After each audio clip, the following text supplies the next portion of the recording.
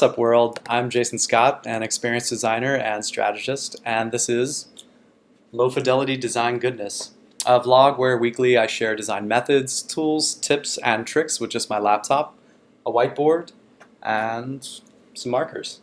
So today I want to share two extremely useful conversational techniques that have helped me foster collaboration with team members, clients, and, well, people.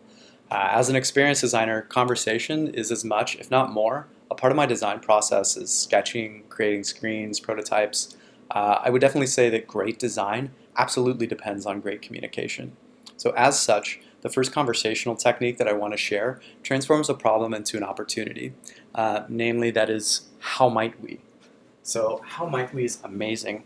It's this little question, 3 words, where you can change the context of a problem statement into more of an opportunity. So let's break it down.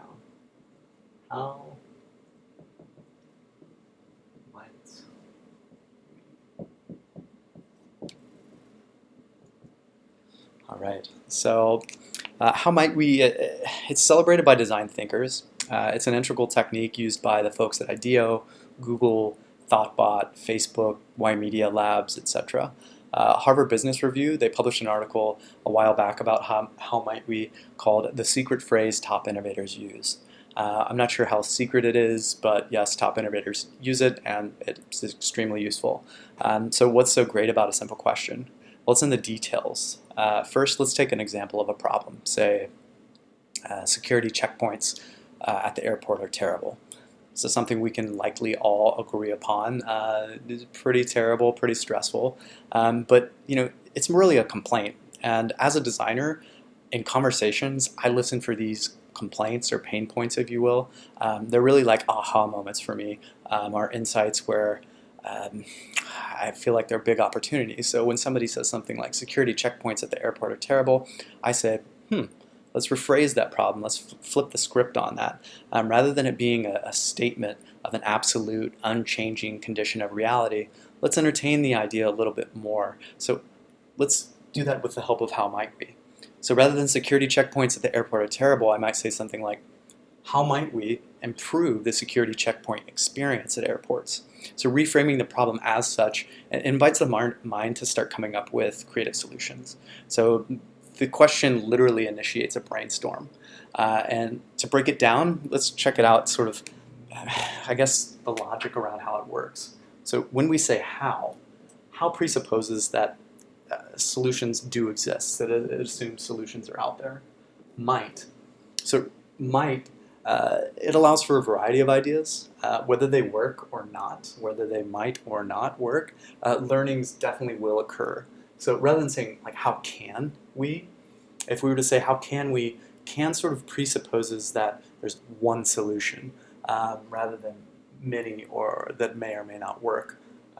So might is a little more liberal, if you will. And we is my favorite. We signals that we're going to collaborate and build on each other's ideas. So this is really great for collaboration. But it doesn't necessarily have to be. I use this all the time while I'm thinking to myself, so how might I, if you will, the royal I. So the next time you have a problem or challenge, try rephrasing it as how might we, or how might I, and see how you begin to entertain this, this problem. So this works really well with another conversational technique, and that is yes and. So yes and is a rule of thumb response in improvisational comedy. It suggests that whomever is participating in the improv should accept what the other person has to say and then expand on that line of thinking. So rather than negating something someone says or debating it or saying, yeah, but, just agree and in a very fast pace add to it, and that facilitates an open collaborative conversation, and the results are really cool. They can be really cool, and you can get to more productive solutions quicker. So let's try this with our problem example. So again, we rephrase that problem, and how might we improve the security checkpoint experience at airports? Somebody says in response to that, well, I don't know, we can create a video wall for those waiting in line to be entertained. Yes, and we can create more space and time for you to collect your belongings and put on your shoes and belt and such. And you see, this can keep going. Yes, and. So, yes respects what the other person's presented. So, we can create a video wall for those waiting in line to be entertained. And contributes to it.